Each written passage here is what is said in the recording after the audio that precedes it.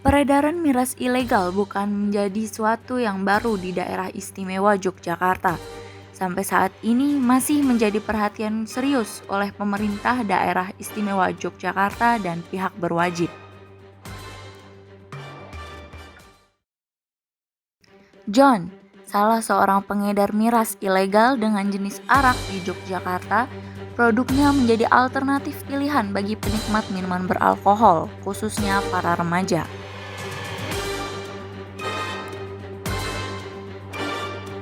Oh, dulunya tuh aku bermula tahun 2020 ya. 2020 sehabis aku bebas dari penjara. Dulu aku pernah masuk penjara. Terus bebas, kan nggak punya apa-apa ya. Aku biasanya dulu pegang uang, terus nggak punya apa-apa. Ya, tapi saat itu aku masih kuliah. Setelah itu ya karena kehimpitan ekonomi aja mbak. Akhirnya kan saya tuh punya inisiatif, punya temen yang semuanya rata-rata suka peminum gitu, rata-rata suka minum. Ya saya inisiatif aja, yang di Jogja belum ada apa nih. Dulu arak Bali belum booming, tahun 2020 awal itu belum booming. Akhirnya saya ada teman di Bali, saya kontak, ternyata bisa, dia yang ternyata yang buat arak Bali. Akhirnya sampai sekarang, akhirnya kemarin sempat booming waktu covid itu kan, arak Bali sempat booming. Saya malah menjadi pioner di sini, khususnya brand yang arak Bali yang memakai brand khususnya lebih premium gitu di Jogja.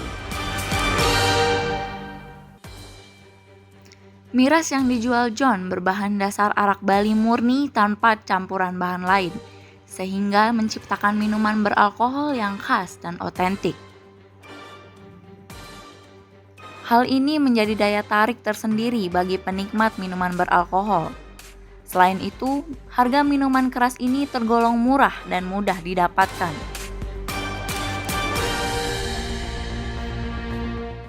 Saya transaksinya online, nanti bisa kirim delivery gitu. Tapi saya mempunyai kurir sendiri gitu. Jadi dalam proses transaksi, dalam proses pemasaran istilahnya ya, ada timnya. Ada, Oke. udah ada timnya.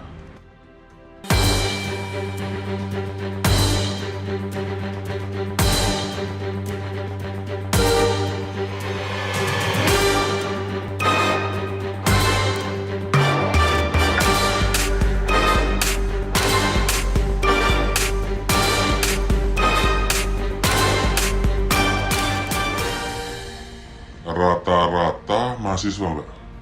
Mahasiswa kan juga, ini sebenarnya produk ini kan bukan kayak ciu bekonang atau ciu yang beredar di Jogja ya.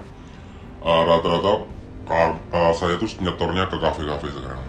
Coffee shop itu buat koktail, buat dan ini menjadi bahan dasar. Soalnya kan kalau beli basic alkohol, vodka itu kan 100.000 paling cuma dapat segini ya, yang berapa 600 mili mungkin. Nah, sedangkan kalau ini kan 120 bisa 1,5 liter. Jadi untuk pembuatan koktail itu lebih menekan biaya produksi. Tole dan teman-temannya merupakan contoh kecil sekumpulan remaja pengonsumsi miras yang mereka dapatkan secara ilegal. Lagi-lagi, pengaruh lingkunganlah yang membuat mereka kini menjadi pengonsumsi miras. Eksplorasi dan komitmen itu kan salah satu hal yang sangat penting sekali. Ada satu teori yang ada 4 bagian, di mana ada satu yang namanya diffusion. Kalau diffusion ini eksplorasinya itu nggak ada. Terus habis itu komitmennya juga nggak ada. Nah, ini yang membuat anak remaja kadang suka bingung, "Aduh, aku orangnya gimana ya? Aku masih belum tahu nih aku orangnya seperti apa, aku nggak tahu ke depannya aku mau ngapain." Kita bingung dengan diri kita sendiri. Terus kemudian ada namanya closure juga, itu eksplorasinya tidak ada, tapi komitmennya ada. Contohnya seperti apa? Oke, aku jarang bereksplorasi, tapi orang tuaku udah tentuin nih, "Oh ya udah kamu jadi dokter aja." Ya udah akhirnya aku pelajarin dokter dan memang sih aku benar-benar komitmen ketika aku kerjain itu. Tapi balik lagi, belum tentu ketika dewasa dia benar-benar tahu dirinya tuh mau seperti apa. Karena bisa aja yang dia jalankan tuh cuma apa, memenuhi ekspektasi dari orang lain. kayak gitu. Nanti udah gede baru apa? Krisis identitas diri atau masuk dalam quarter life crisis kayak gitu. Apalagi kalau misalnya udah di usia 20-an gitu ya. Terus ada juga yang namanya moratorium. Kalau moratorium ini sendiri eksplorasinya ada. Jadi dia eksplor sana, eksplor sini, tapi nggak ada komitmen. Jadi cicip sana, cicip sini, tapi nggak tahu apa yang benar-benar dia mau. Dia benar-benar eksplor sih, tapi dia nggak benar-benar tahu. Dan sometimes itu juga bisa menyebabkan kebingungan. Dan yang terakhir itu adalah achievement. Achievement itu eksplorasinya ada, komitmennya juga ada. Dengan begitu, itu akan membantu dan membuat anak jadi tahu dia itu mau jadi orang seperti apa, dia mau menjalankan hidupnya seperti apa, dan dia tahu segala hal tentang dirinya, baik itu segala kelebihan kekurangan dia, tujuan hidup dia. Makanya terbentuklah namanya identitas diri atau jati dirinya dia jadi tahu nih. Jadi mau orang lain seperti apa, itu nggak akan ngeganggu dia sama sekali, karena dia tahu dia maunya apa. Sering minum minuman keras? Sering sih kebetulan. Kalau lagi minum gitu sendiri atau sama teman? Sendiri pernah, sama teman-teman sih, tapi lebih seringnya sama teman-teman. Minuman kerasnya sendiri dapatnya dari mana? Belinya di mana? Belinya di dekat tongkrongan ada sih, di dekat tempat nongkrong ada yang jual. Oke. Dulu dari kapan minum minuman keras? Dari mulai minum SMP. SMP itu mulai pertama kali minum, sama teman sekolah juga diajakin. Bisa kenal minuman keras tuh dari mana mas dulunya? Dari teman itu tadi. Oke, dari teman. Ada alasan pribadi nggak atau ada latar belakang mungkin kehidupan pribadinya yang mendorong masnya jadi kenal minuman keras gitu? Nggak ada sih mbak, ya harus senang-senang aja buat teman-teman nongkrong gitu, minum bareng-bareng sama teman-teman.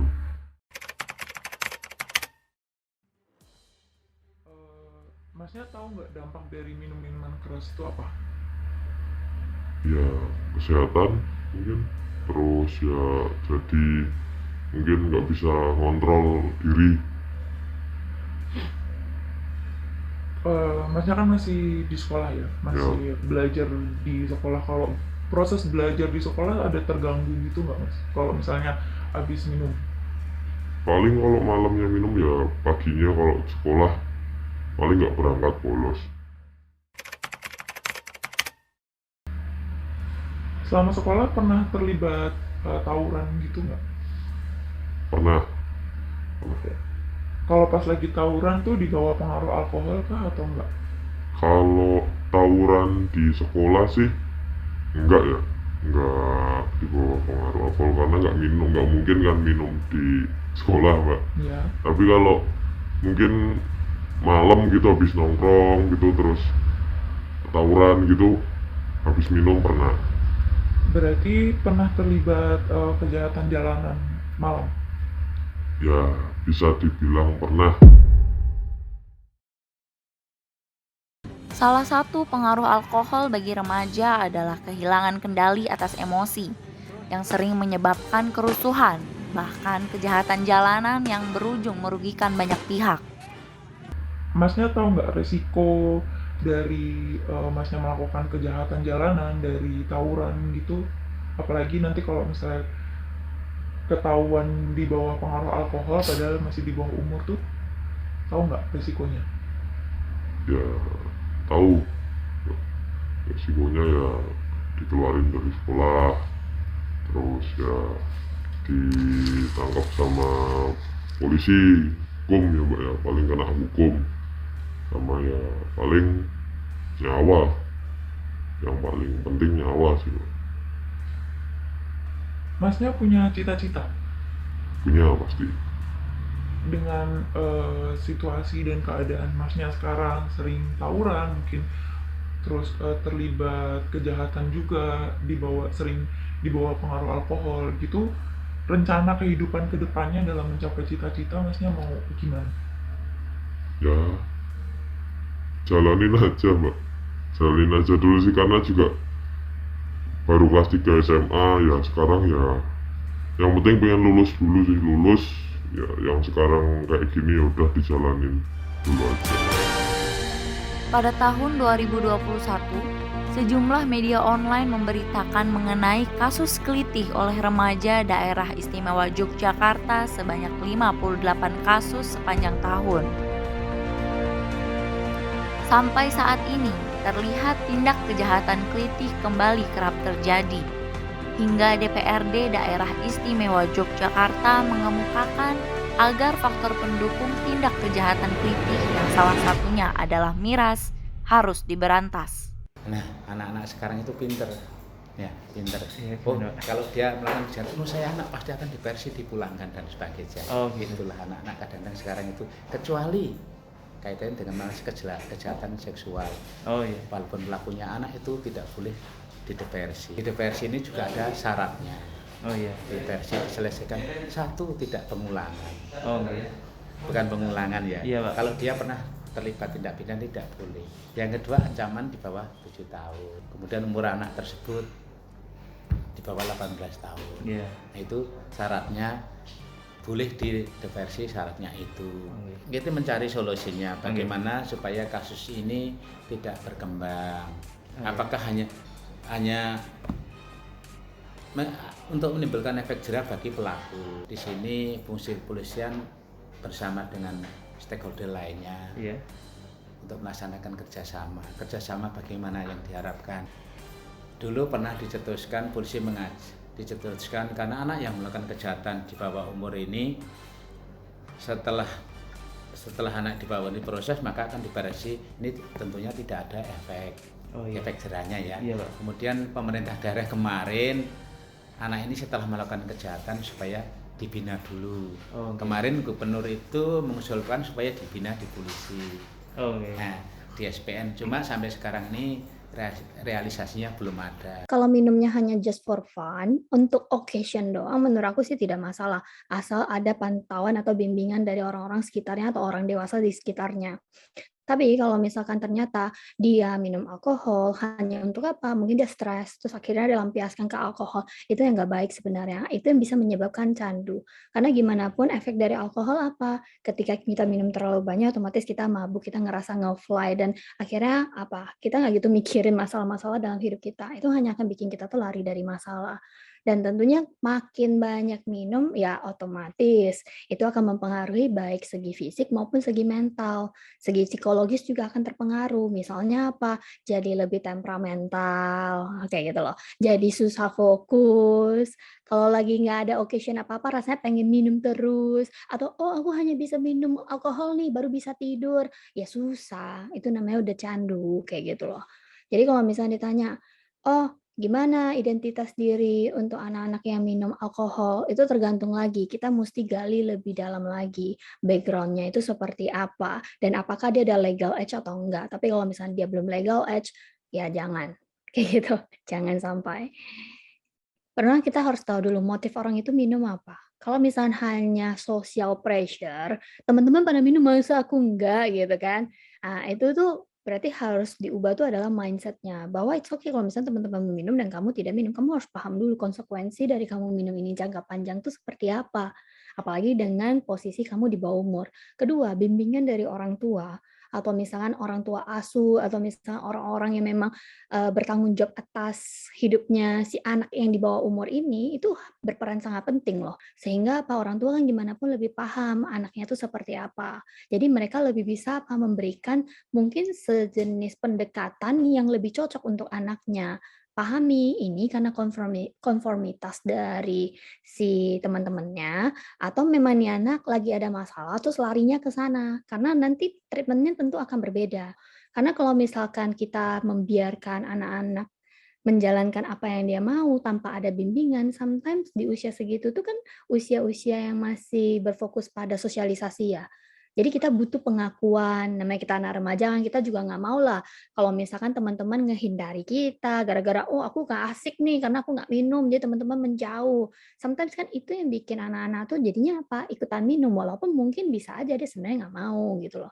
Jadi perlu sih untuk ditanyain kasus per kasus dari setiap anak.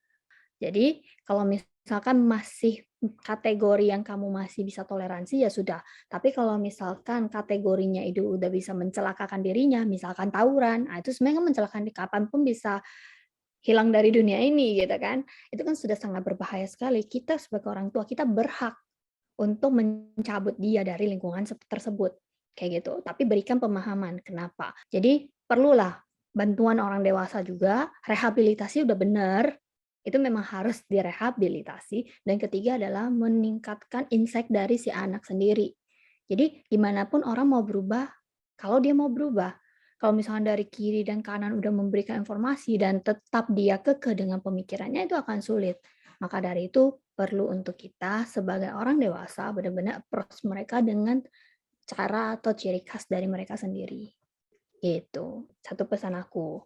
Kalau kamu masih di bawah umur, better jangan untuk konsumsi alkohol. Ya tunggu waktunya aja lah, tunggu umurnya aja. Anggapun kamu mau dan penasaran sekali untuk konsumsi alkohol, kasih tahu ke pihak apa? Pihak orang tuamu yang mungkin bisa kayak kasih arahan ke kamu. Dalam artian kasih arahan di sini adalah, oh ya udah kamu mau minum tapi ada yang ngontrol gitu. Sekali lagi highlight disclaimer, kalau udah di bawah umur better jangan. Kalau misalnya penasaran banget gitu kan, yang sampai mau diem-diem minum dan segala macam, better jangan. Ya udah mending kamu jujur aja ke orang tuamu, nanti kamu lihat responnya seperti apa. Toh nanti ketika kamu sudah usianya, anggap kamu udah 21 tahun, kamu mau minum juga orang tua juga nggak bisa larang karena memang kamu udah legal age. Kayak gitu loh. Tapi kalau misalnya ada orang tua, kamu tetap memenuhi rasa penasaranmu, tapi di sisi lain kamu juga tidak sampai ke arah yang enggak gitu loh. Dari fakta yang terungkap, mengkonsumsi miras secara ilegal tidak hanya membahayakan bagi para pengkonsumsi, melainkan dapat merugikan orang lain melalui kekerasan yang diakibatkan karena pengaruh miras. Berhenti mengonsumsi dan memberantas peredaran miras ilegal di kalangan remaja merupakan salah satu langkah tepat untuk mengatasi dan mengurangi tindak kejahatan di daerah istimewa Yogyakarta dan menyelamatkan masa depan kita semua. Demikian reportase investigasi.